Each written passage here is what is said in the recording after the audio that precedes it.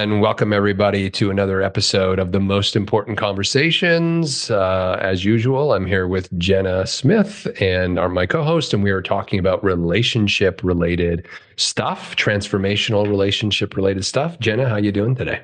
I'm good. Good. We're ready to talk about something cool. We have a cool one today. Well, we always have a cool one, but today's really cool. Yeah. We're talking about aliveness today. Aliveness. Who doesn't want more aliveness in their life, right? But the thing about aliveness is most of us out there, and just if you're listening, watching, check yourself on this, be open and just like curious and introspective as we go through this today. Most of us aren't really connected to or accessing that aliveness in our life on a regular basis. And sometimes, we're so emotionally repressed, and sometimes that emotional repression and that energy, which incidentally is just, sexual erotic energy, that creative energy, it's all the same energy that just gets repressed, bogged down, bottled up, and then it explodes. And usually when it explodes, it shows up in sort of a sabotaging or blowing up my life. In the interest of just feeling something, because we've done such a great job at feeling nothing and not allowing those feelings to come up. And so this shows up in the midlife crisis. It shows up in the divorce. Not all divorces are necessarily this, but sometimes this is what causes divorce. Yeah. So Jenna, why don't you start us off a little bit in terms of framing this subject, because I think a lot of people can relate to it. Even if you haven't blown up your life, you might have had the thought, maybe I should just do this thing, which would be quite catastrophic without really thinking it through. So when you work with your clients, how common is this? What are you seeing out there? Well, what's really common is what I call mind dominance. So living solely from the mind. So don't get it wrong, try to get it right, living in that programming of societal metrics. Like most people are mind dominant, and there's no aliveness there. Yeah. And just scanning for threats, and people don't know they're doing this. Like a version of this socially would be, what is that person thinking of me? Or did they think my haircut, maybe my haircut, like the stupid noise that people tolerate is thoughts. So most people are mind dominant, in which case they've lost access to feeling, hence the aliveness. And so then they seek it from these dopamine effects. So like the video games, the shopping, the things that capitalistic society says, buy this thing, do this thing, then you'll feel good. So it's already fake aliveness. And then it doesn't last. Because it's an addiction response. Because there's no aliveness there. Now, there's nothing wrong with any of those things. They're pretty innocuous, actually. It's that if you have that void within you, that aliveness doesn't live here, then you're susceptible to those addictive behaviors, the thought in your head that's like, maybe I should just go spend all my money in Vegas. Maybe I'll just go see some strippers. Yeah, that feels like, it's like the thoughts you choose to entertain will continue to like feed off of you like parasites. So people that don't know how to manage their mind or access their aliveness are susceptible to this. And so they want to feel alive, but it's really just mind crap that's going to create drama. And so many people, well, you look at TV, you look at the state of politics right now, a lot is about drama. Drama to feel alive, drama to feel relevant. Well, that's all from the ego. That's all from this need to be relevant. Aliveness doesn't need drama. So I see this a lot in terms of not so much. It's interesting. I see it more with how people treat themselves. The crap they'll do to just like mess with themselves to get out of a mundane pattern. They're just kind of so bored with their life. They'll do something kind of risky or out of character that isn't good for them in order to survive. So, I mean, we can continue to unpack it because I think examples are probably the more powerful way of describing it. But a lot of it's from fear, the excitement from fear. So, when I meet people that have PTSD and they're like, yeah, I like adventure and like near death things. Like I'm not against fun and all that kind of stuff, but like they're intentionally putting themselves in that danger mode and that adrenaline for that familiarity of the PTSD experience they have in their body to fulfill this like yearning for familiarity, which in that case happens to be panic. So do you see that? So excitement isn't aliveness. Excitement from that fear place, from that like, oh my God, am I going to get away with this? Oh my God, am I going to die? Oh, I didn't die. I won. You know, like the roller coaster is like, oh my God, I didn't die, but it's a little safer. But what people are doing is seeking excitement, and they're seeking these drama experiences or passion. Oh, I love you. I'm nothing without you. And if you leave, like that, like I think all of those categories are the same thing. Like it's all fake aliveness. And we want to enter people into wholeness and you're good and that how to feel more alive and how to share that with other people. And it's even better because it's spontaneous in such a cool, fun, creative way versus destructive drama, chaos, kind of, you know, juicy. Oh, did you hear what this person said about this person? Oh, and did you know, like, oh yeah, well, they did that with the nanny. Like, that's just like, once you become connected, it feels actually gross in my body when I hear people gossiping. I'm like, ooh. But to someone else, it's like, ooh, neat. I'm part of something. Oh, I have the inside scoop or spilling the tea. You know, there's even just sayings about it. So right. It's a thing. Right. Yeah. It's a big thing. It's so big that, and it's so big that everyone does it. I've done it. You've done it. We've all done it. But it becomes a thing that you can, once you become aware of it, you can start to actually extricate it from your experience, and you can notice it. Right. Because we are, as human beings, designed for aliveness. That's what we are. You look at children, they're just one big ball of aliveness, you know? And I'm probably going to come back to children a few times as a model because, you know, children are preconditioning. If you get them young enough, they're preconditioning.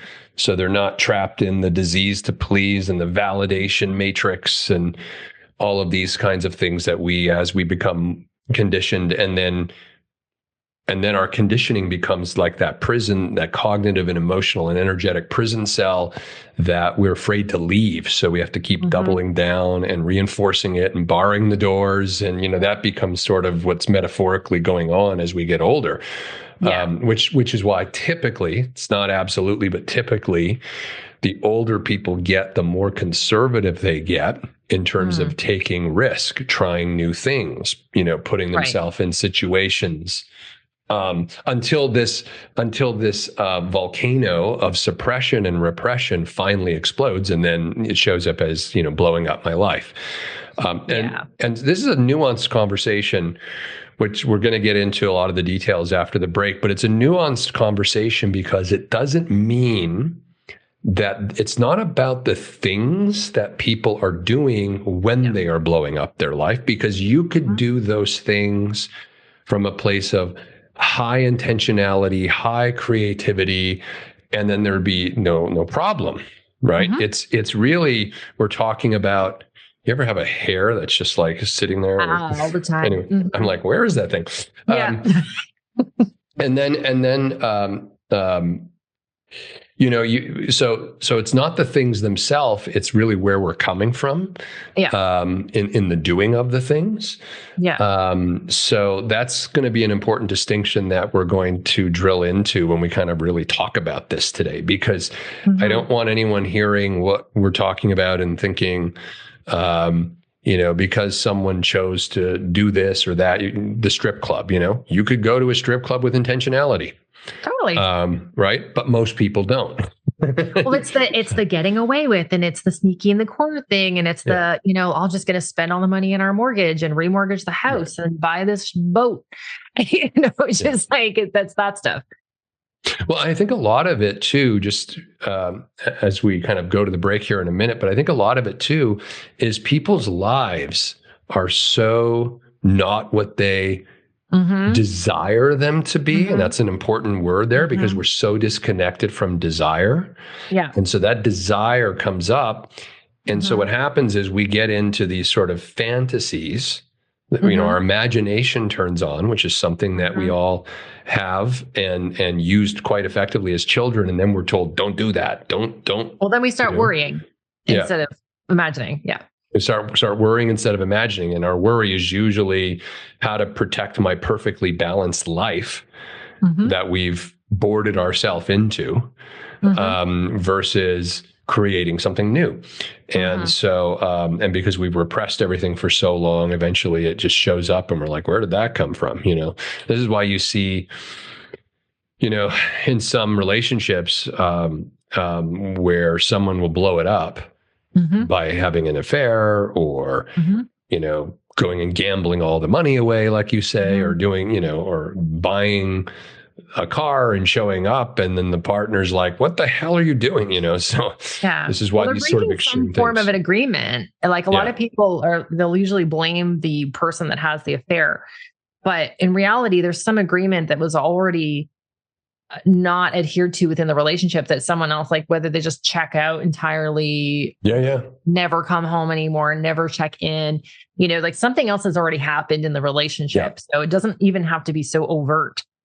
The slow teardown is also a thing, Oh yeah. I would say that let's face it, right? It's kind of like, when the volcano finally blows, that didn't just happen. There was years of buildup that made it. Now it's visible, but it was going on for years.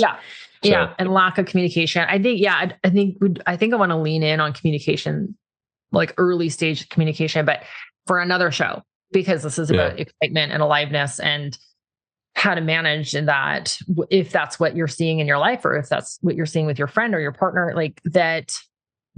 And the other thing is, if you're a tuned in person, your bullshit meter is going to pick up on that person. You're like, it might not seem like the thing they're doing is really bad. And then we're not blaming things or saying things are good or bad. We can just tell it's off. Like, do you want to call that ex right now? Yeah. Do you like, is that a good idea? And you can kind of hear them lying to themselves. But oh yes. Like your bullshit meter is also a thing. So this will be good for people that they'll have some tools to deal with people around them without trying to fix them. Just have an understanding. Yeah. And Jenna, I want to start with something you brought up where you said that there's this distinction, and I want to kind of go into it a little bit around aliveness, which is, fear and excitement, and the excitement that comes. So talk a little bit about that. Is there excitement in fear and overcoming fear, and you get excited? Where were you going with that? Well, it's the fear response. So, people have made all sorts of quippy things about like oxygen plus anxiety equals excitement or whatever, like or enthusiasm. But that excited, like fear excited, where like you're going to get away with something or something's a little off, where it's like you're the little kid that's seeing if you can get the cookie from the kitchen excitement, based in fear, not aliveness. So it's there's a consequence, there's a edginess, there's a lack of maturity, lack of wisdom that goes with it when it's excitement. And it sparks all of those survival adrenaline. It's all things, whereas aliveness is a remarkably different phenomenon in your body. Yeah. But people can mistake them. Like I'll find that with, so with relationship coaching, I'll see that, oh, well, he's not as excited about me anymore. Like, yeah, because he's comfortable. That's great. Like there's nothing wrong with comfort when you're like feeling intimately connected with somebody. You don't need to be like all like vibrating with energy. So, and then even the word passion, like, oh, we're so passionate. Like, whereas a lot of the times there's just fear. Like there's just, they'll leave and they mean so much to me. So anyway, there's just always something on the line, but it's feeding the wrong system from fear when it's like passion and excitement and all this kind of stuff. But it's safety and aliveness is actually more what people want, but they'll think they want that hit of the all or nothing. Let's explore this a little bit more. So something you just said that I want to look at, which is this conversation around comfort. Yeah. because I always talk about, and I want to explore how this might relate here, that comfort is, well, I think comfort is the enemy of creativity. And because I think that when we get comfortable, we get complacent, and our overriding operating system is always subconsciously, at least, the avoidance of discomfort and the avoidance of effort. And I think what happens in a lot of relationships is the comfortable relationship actually can detract from aliveness because, sort of the taking for granted kind of thing starts to show up. I'm so comfortable, I don't have to put in the effort anymore to keep things fresh. Yeah, my version is safety. So like safety. The version of like, I don't have to like earn your, like I can just be with you. Yeah. So I think those could be misunderstood a lot. Just phoning it in and not needing to apply effort and not engaging or participating in aliveness. Like, no, that's different. That's the complacency. But I would say comfort in terms of like, there's no war to win today. like just like, yeah. Okay. I think you need a little bit more of that. Yeah. Yeah. Yeah. The problem with words and definitions. I know. It's like the energy is what I'm more trying to describe. But you're not wrong. Most people are, if there's nothing wrong, there's nothing wrong. So there's no action. Yeah. Right. If there's no leak, I'm not going to fix the roof. If there, I just said I just got my car fixed. Nothing has to be fixed, but I wanted everything to be fixed. Like that's not the most common thing. So people just wait till it breaks. And it just depends on your relationship to stuff. But yes, comfort, complacency, not bringing attention to things. And we talked about attention. You wanted to talk about attention. Attention is everything, right? Like, so I just mean out of fear. We are in the attention economy, as it's been called. Sure. And I think that idea shows up in our relationships and the way we relate to people, where because we've been trained through social media and all of the different ways we consume life now. We consume. So the exchange is, I give you my attention, and for that I consume something that is rapid. First of all, 8-second attention span or less. And so it doesn't even satiate the thing the thing I'm exchanging my attention for. Doesn't even satiate me, because I need the next hit and the next hit and the next hit. I remember when Facebook first came out. Well, it had been around for a few years at this point. I think it was, so I was on it early 2007. I think by 2012, I was watching this very frenetic drive to accumulate friends. Right. And the sort of the Orwellian newspeak that someone who I have never met, never spoke to, can be a friend. Right. Whatever the hell that means. Right. And it just became this sort of, very much like a slot machine, addictive kind of thing to collect friends, collect them. Yeah. As though it meant something about me. Excitement, the dopamine, the likes, the social media. Yeah. Every time I got a friend request, or if it's another platform, a new follower, whatever, it's all the same thing. This oxytocin hit to the brain just continues to reinforce, I'm seen, I'm needed, I'm validated, I'm liked, I'm important, I'm whatever, right? And so this has become a condition that we take from the social media experience and we relate to all of life with it. And so I wanted to talk about intention versus attention. So, rather than us just accepting and being in the attention economy where we trade our attention to satiate our addictions, which is really what's happening here. The flip, when you want to talk about aliveness, is starting to focus on what is your intention in this moment. What do you intend to create this next moment with this person? You're going out for dinner, Valentine's Day, that's right? Important there. So, now, ironically, women specifically will always say about men, they want the presence of a man. So it's another way of saying, I want your attention. Attention. Right? But what's happened is we're so burnt out giving our attention away as a form of commerce now.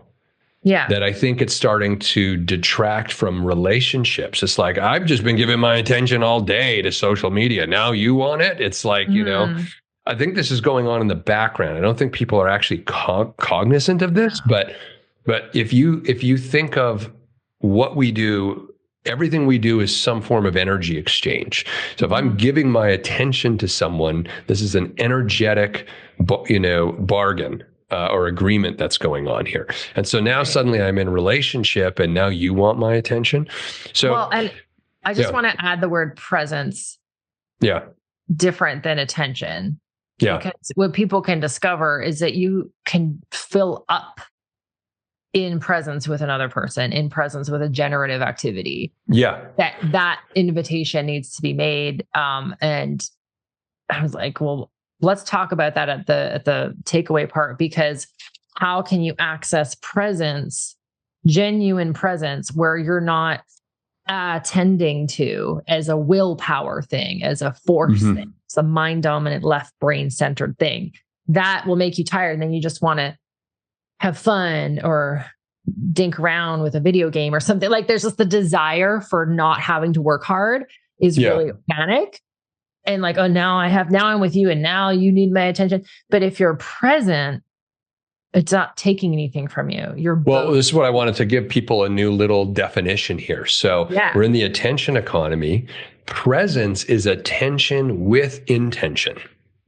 You're bringing intentionality to the moment, the person, the circumstance you are attending to, which is presence. This is not a reactive thing. This is not this sort of subconscious thing that we're all in, especially these days, right? So don't get trapped in the energetics of the attention economy and bring that to your relationship and expect it to thrive, because it won't. You've got to bring a level of intentionality, consciousness, presence. All of these things are kind of connected to that experience. And this is effectively what people are, trying to suggest when they say go on a social media holiday, or a media holiday or a news holiday. Don't just sit there and consume, especially these days with all the, negative news and it's just, my advice has been to not watch the news, like, maybe once a week, but like it just. I chose to get my news. Okay, so I used to watch a lot of news every day. Now I get my news from Jon Stewart and Bill Maher. And so my news is wrapped in comedy. And so I get, the headlines from them through a comedic drip. And I find that that's been really adding a lot of levity and changing my relationship to, the media sphere. Yeah, and they're intelligent people. So it's like you and kind of know where they're filtering through the information from. Yeah. So like the attention can be a lot, but presence as an intention. So okay, I'm going to be here with this, and in the void. So I added conditions, creating the conditions for presence. So you had said at the beginning of the call, the environment quote, you can't outperform your environment. Yeah, Buckminster Fuller, environment is more powerful than willpower. Right. Yeah. And I've heard from Todd Herman. I don't know who said it originally, but you can't outperform your environment. Like this element of the conditions, creating the conditions for a game you can win is something I say when people start a self-care pattern. Because they are used to self-abandoning all the time. Like, oh, the kids do this, but I'm not going to do that thing. And then off you go. You're not attending to yourself. You're not intending. But when you can intend for presence, what are the conditions? Okay, turn the TV off. Okay, turn the phone off. Okay, turn off do not disturb. Start small, start slow. Don't freak yourself out. But also embrace the boredom and then let the boredom fill itself. In terms of like, what do you have an inclination to do? Don't just go do things willy-nilly, but like, this morning when I was like, okay, I didn't get enough sleep. And then I thought, well, what can I do between now and then to not bring more aliveness? That wasn't my direct thought, but just like, well, what can I do? I'm kind of always like, what's going to bring me more aliveness? And then I thought, and then I heard the song Shallow in my head and I was like, okay, I'm going to sing that song. You know, we talked about that, how we tune into our dreams and we tune into but we want to become receivers, but we need the conditions. We can, as humans, create the conditions, like beavers creating a dam. Like we can create the conditions for more presence and be a steward of a much better aliveness in our environment with small steps. Like, okay, create more space. In that space, the mind is going to want to fill it. But just underneath that is going to be where there's this wellspring of inspiration and receptivity that most people don't give themselves the opportunity to do. Yeah. Well, and everything you're saying, what's important for people to understand it here as well is this all falls within, you know, the whole life architecture and work, and which we do in the jungle and the gardener with TMIC. We start with a series of conversations and modules around how to be a creator of your life. So versus a consumer of life. It's called, the module's called The Creator Within. And I've been listening to you and everything you're saying, you know, when you talk about bringing intentionality and creating the conditions, there's a certain responsibility that people need to drop into. If you don't want to blow up your life, you need to start being responsible for your life, meaning you're able to respond as a creator to create the conditions that will be in the service of the aliveness you're seeking. So if your life is not set up right now in a way, and you'll know if it's not set up to bring you aliveness because you won't be feeling it.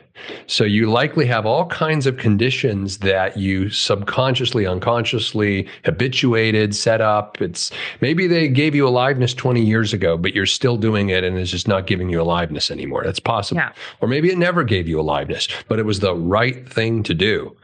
Right. Actually, I love this. I want to just read this. I was researching. I always like to research, you know, little quotes and stuff like that.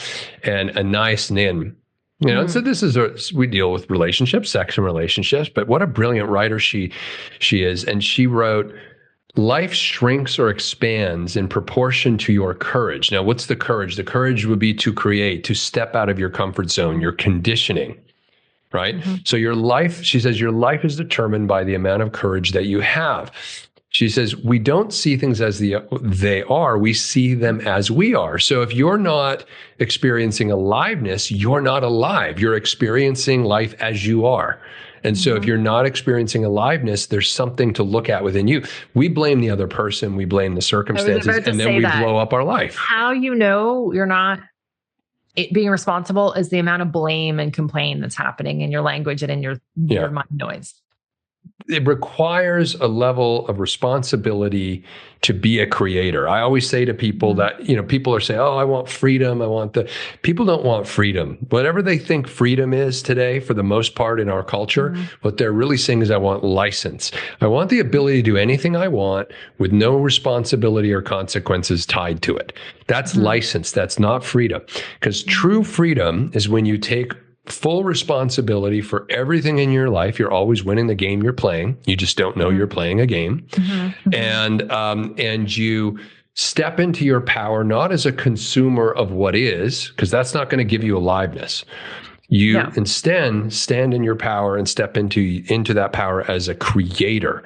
And you keep talking about today, you've got to create the conditions. You've got to create the conditions. We hear that, but what I want the listeners and viewers to really get is most of us don't know how to be a creator. No.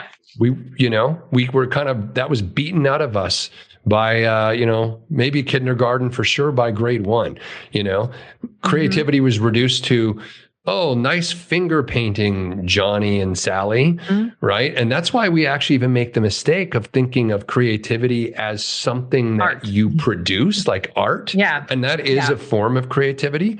But actual creativity is the method. It's the process by which you created the art, and it's not relegated to art. You can create a life. You can create a career. You can create a relationship. Every morning, I get up and I create coffee, meaning I don't just drink coffee. I intentionally have the fireplace going. I have music going. I have incense burning. I create this entire experience that I'm enjoying the coffee in. Right. So there's like a ritual and a ceremony. And I used to not like those words, but now I understand they're about transcendence of the ordinary. That's right. And to bring in that receptive state, that normal, ordinary thing as this creative, alive. This experience is alive. Our conversation is alive. We're not like scripty, read. You know, we're not those type of people. I refuse to. In fact, I can't even give a scripted speech. I can't do it. I don't know how I'm going to do a TED Talk. I have no clue. Because, they want it so scripted. And immediately what I hear is sign off on it. Yeah. And immediately what I hear is we need this talk to lack aliveness because you want it so contained and scripted, right? And so, see, because for me, and you get this as a singer as well, there's an energetic exchange with an audience, right? You're in, you feel what the audience needs next in terms of how you're going to deliver something and there's this exchange. And when something is so tightly bound up and scripted, you're basically saying ignore the energetic exchange that you're about to get into and just deliver the talk. And for me, that's very difficult. Yeah.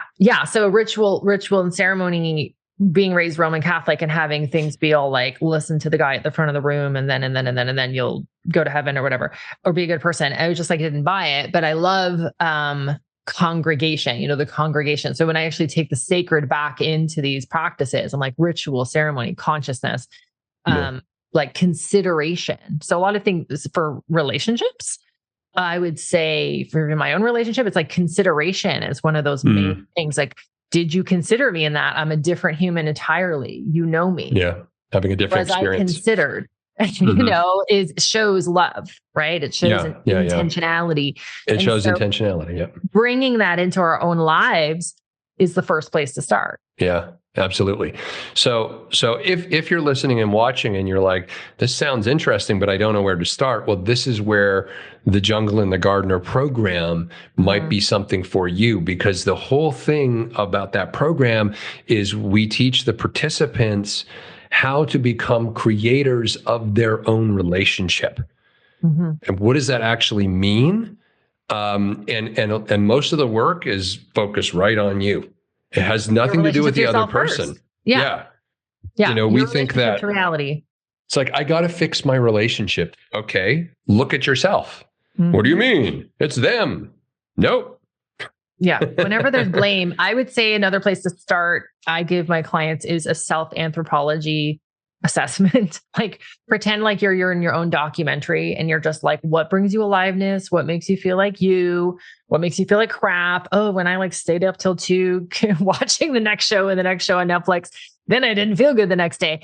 Like, without any judgment, I have my clients assess themselves playfully, like they're in a documentary, to notice what brings them aliveness and what detracts the aliveness, and then to start intentionally playing with doing 1 to 3 things that bring them more aliveness and see what happens, and then see the resistance to that, because the fear self, the survival self, will start to resist that, which brings you more aliveness because it means the unknown. But that's a whole other thing. But you can start with getting curious. What small things can I notice about myself today and how I relate to reality and myself? And, just for a quick takeaway.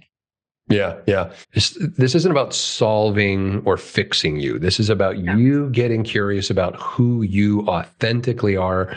And is your life an expression of who you authentically are? Because if it is, you're going to experience aliveness. If it's not, and you're just going through the routines, you're going to feel dead. And we want you to avoid blowing up your life in this search of aliveness, because as human beings, we need aliveness. We need it. So a couple takeaways from you, Jenna, and then I have a couple as well. Yeah. Okay. Nah. Well, I just said the self-anthropology thing. So to start to notice, Self-anthropology. Yeah. yeah, creating the conditions to win. So I know if I need to bring something, so I call these self favors as well. So the key of everything I'm saying right now is self-relationship. So I just got off a call with a client today and she's like, how do I do self-relationship? I'm like, well, do you relate to yourself in your day? Like, yeah. I'll like put something by the door that I need to do later. I'll like do these things for myself, considering myself, giving yourself attention. So all the same cues that we gave about relation to self-relate and get curious on what are the things that make you you. Yeah. So if I don't get enough sleep, I'm not that great. So how do I create those conditions and start to do those things? So these are small, what could be considered stupid by the logical mind, stupid by your analytical mind. Oh, we don't need to do that. Maybe when you go to the lake, well, for me, when I go to the lake, I feel alive. I feel more aliveness than before, but my mind will say, but you already went for a walk today. So it's critical. So don't listen to the noise, follow the aliveness. And I really love Julia Cameron's artist date thing. So if you go to Julia Cameron's website, you look at the artist date thing, the artist way, that she has like morning pages where you're writing in the morning. That's another one to just get the gunk out of you and get stuff moving because energy is movement. Yeah. And and also my other advice is to look at where you're a perfectionist and look at where that stifles and strangles the aliveness, because that for me is a huge one. Well, if I can't do it right, or if I can't do it for an hour, let yourself do little things and play with it. We talked about being let yourself play with it. Did that work for me? No. Oh, okay, cool. Moving on. But don't decide in your head before you've even done it if it works for you or not. Yeah. So that's a big one because a lot of people are afraid of new experiences. Yeah. Right. But you can't brush your teeth in your head. Like you got to actually do it. Yeah. No, those are good. Something that just hit me when I was listening to some of your takeaways, which is also maybe a different takeaway or just a nuance of what you've already said, but everything. So if you think about your relationship, everything you wish that your partner in your relationship would do for you, do it for yourself and see what happens. Right. And stop the blame game and the judgment and the this, the that. Do it for yourself. Because think about it. If you're waiting for them to do it, you're putting yourself in an intentional aliveness deprivation. Yeah. To prove something. Show them. Yeah. You'll show them. I'm going to show them how miserable I am when I don't get what I need. Yeah. Okay. I actually still do stuff like that, but I catch myself do it. I'm like, stop it. You're doing it. Just go do it. They should know. Gee, he never, books a massage. Well, I'm going to just show him how miserable I can be and that I need one. Just go get a freaking massage. Invite him to join, him or her. If not, or ask for a date. Let's do a date night. Yeah. It's almost like we get stuck in these societal condition thing. Well, he's supposed or she's supposed to. You should know. Yeah. They're supposed to, and you should know. Yeah. That was the other one. It was like, oh, well, now that phases of relationship where there's like that beginning excitement phase. And then when it becomes comfort, and I mean the good comfort, the good, I'm not going to lose you energy, nice phase. And it's an evolution that's interpreted as lack of desire or lack of interest. And it's like, no, they just really like you and they feel good, without communication. You wouldn't know. Whatever you want. Yeah. Start to relate to yourself in your life as an explorer of your life, like with curiosity. So every time you have, oh, that'd be nice, or I'd like to try that someday, or and you ration, I have a whole thing I'm working on right now, an article around how we rationalize our life. And literally these are rational lies. Like we tell ourselves lies that seem and occur reasonable to us. But really what these things usually are ways to let us off the hook for putting in the effort, for being responsible, for being the creator. And So we will rationalize our way out of having to put any effort in, out of having to do anything new, out of having to take care of ourselves.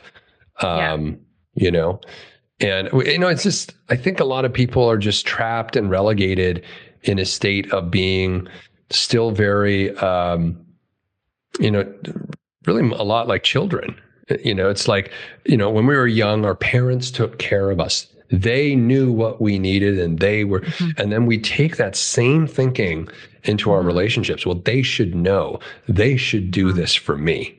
Right. And so we've never grown up in many ways to take care of ourselves. We're not encouraged to grow up in that. And like, unless you've done team sports, or there's certain things that like will grow those human muscles, so to speak. But that rationalize is where we're tolerating and we're resigning to the non-alive life. Like, oh, well, I don't have enough money. Oh, well, I'm not a size 2, so I guess I can't wear a bikini on that vacation. Like, it's like, and the thing is, when you start to, what I call resources, bring your resources online and get present, you start to, your bullshit meter comes up, and you just are like, that's dumb. What a dumb thought. Like, I don't want to, that's why I said subscribing. Like, I don't want to subscribe to that. It needs to be perfect before I start. That makes no sense at all. How are you supposed to be perfect before you start? It reminds me of this woman years ago. She was an acquaintance, and we were out somewhere with a bunch of people. And anyway, she says, "Oh, I really need to start doing yoga." Right. And then she follows it up with, "But I'm just not good at it." And I said to her, "Nope. You're not going to become good at it unless you start doing yoga. You're in a trap." And what does that mean to be good at it? I'll ask people, and it's not even a contest. I go to yoga class all the time. I don't see anyone taking notes and ranking me on how good my, down dog is or whatever. I mean, it's, But that's only one leg of yoga too. Like, not to be a smarty pants about it, but like breath work, meditation, contemplation, service to yourself, like appreciation. Doing yoga, like, it's again, that whole performative thing, perfectionism. So that's why I said, watch your perfectionist. It's the trap of human doings who have forgotten how to be human beings, which I believe to play. Creativity and play, imagination. Be bad on purpose. Like, when I think the one singing coach was just like, do this terribly. How badly can you do this take? And then it frees people up enough to actually create something interesting. So I'll walk around the house. I'll walk around the house sometimes, and I'll intentionally sing bad because I can sing really good. And I intentionally I want to be like to sing like someone who can't sing. And so I'll intentionally go flat notes. I have a hard time doing it. I love it. It's kind of fun to do. It's just like a joke. It's like an inner joke that I play. But again, it's just that playfulness, bringing that playfulness. Yeah. But for most people that are stuck in shame and defense and keeping up appearances, they don't feel, again, safe. A lot of my work is about reclaiming safety so that you can be. So the conditions to be are there to naturally rise. But play feels really risky. When those metrics are like, oh, make sure they like you. Oh, don't make a mistake. Oh, don't look dumb. But then we have to start to question, is that success to me? Is not looking dumb to Bob the reason for my existence? Is that what I want to do today? Or do I want to feel more alive and do the thing that makes me feel alive? And so we can start to question with curiosity more when we start to do stuff. So treat your life as an exploration, and you as the explorer, get curious, get playful, allow your imagination, do the thing. This is the thing I keep saying to everyone all the time. Do the thing that comes up from a place of desire, and you feel that fear, your desire and fear meet each other right there. That's gold right there. If you can take the desire and go through the fear and just do it anyway, you're going to experience aliveness, and it has nothing to do with anyone else. This isn't their fault, their problem, their responsibility. It's all of ours as individuals to be responsible for our own aliveness. I'm sure this will come up a few more times as we kind of talk about various topics, because it's a big topic, you know. And then how to do it together, right? So then what would be cool in a relationship is to ask these questions. What makes you feel alive? What can I hold as a supportive place for you to be like, you know, my partner was like, did you sing this week? You know, I know you've been busy doing XYZ. Like, okay, what a great question. Like, are you doing the thing that you love to do? So that's a great way to show support for somebody. Is to be like, oh, I know you, and not judgment, but like genuine support. Like, I know you love doing this. Are you doing this thing? Well, not only that, but it's good. That's what you just suggested is going to bring aliveness to your relationship, because you're going to discover, if you treat yourself as an explorer and you ask the questions, what makes you feel alive, and you create a container where it doesn't have to be the acceptable right answers. If you've got a thing that you're like, man, I've always, you know, had this desire and this would really make me feel come alive, and it's out there, and if you create a safe container to talk about that, you're going to learn something about your partner and vice versa. That's going to create an aliveness spark in your own relationship. It's going to be like, damn, I never knew you were holding that in for the last 10, 15 years or whatever it is, right? And ask more questions. My friend's partner was like, I want to do dancing. And her mind heard dancing as ballroom dancing. Yeah. Just like didn't even ask a question to further explore. He wanted to do like breakdancing. Yeah. So then she was like, oh, you need to talk to this person who's a ballroom dancer. And he's like, yeah, you know, so like make sure to like ask more questions. So what, like, like who, like what, show me a video, like if you're, humans are interesting. Whereas if you value someone else's dominant value system, that is intimacy building. So just extra tip for you. Like if someone really loves golf, I'm like, well, tell me what your favorite golf course is. I actually care. But I love seeing someone else come alive when I ask them about their dominant value system, the thing that they're most interested in. So if you really want to build relationships and friendships, hear where the person is like really leaning in on that they really love. You can hear them talk about it and then ask them more questions about that. And that's going to create more genuine intimacy as well. Just extra tip. Yeah. I just as a side note, I think a lot of people don't do that, although they should, but they don't do that because there's this sort of inner fear of, well, what is that going to mean I'm going to have to do now? Like, I don't even want to, you know, so it's avoidance of discomfort again. It's the avoidance of effort that shows up all over the place. So this is where the internal work of allow yourself to take some risks, some chances to do different things and not be so trapped, you know, even do the thing you're afraid of. Like entertain the thought, feed the thought, look it up. I said to me, one client who wants to do this and wants to do that, but their partner's like, no, it costs money. It's like, create a Pinterest board anyway. Like start participating with the aliveness. Start, you know, where would that be? How much would that cost? What is, and then you get to start to discover, and then actually synchronicity start to happen too. And then the life aliveness starts to show itself. I'll take that to the one step further. And this is a me thing. I'm not suggesting everyone do it, but when I bump up against things that now the inconvenience of the money or the time or the whatever comes up and that rational lie shows up, my next question that now I've trained my brain for is, well, how could I do this without money? How could I do this? Great question. You know, how could I do this within a shorter period of time? How could I, you know, so I don't let the effort and the discomfort of the first block. So this is how I treat myself. So in sales, right? In sales, no is an opening bargaining position. So I have this inner sort of dialogue with myself is, okay, the first rational lie came up. That's only one. I have 6 more to go. So let's, right? How do I press through? And the most amazing experiences in life, because I just didn't accept no as an answer. It's like, okay, now it's my creativity turns on. How can I get what I'm desiring, even though I've now identified the first obstacle? Okay, first obstacle identified, noted, great. Doesn't mean I'm not doing it. No. So I got to work around it. And the laws of abundance are you have what you need where you are with what you have. Yeah. Like, that if I have this idea to sing, okay, all I need is my iPhone to start singing and to take but you know, like, so people will create these barriers of time and money and resources. But what you'll notice with abundance is as you participate with life, that which you need will show up, the people and the things. And that's where we're trying to lead people towards a more alive life, because then it starts participating with you, and it's really cool and fun. And we all want you to come. More fun. Yeah. There's still shit to do, but it's more fun. Yeah. And the what's happening when you don't take the first objection that your own mind presents to you, and you don't take that as, okay, that's the end of the internal dialogue.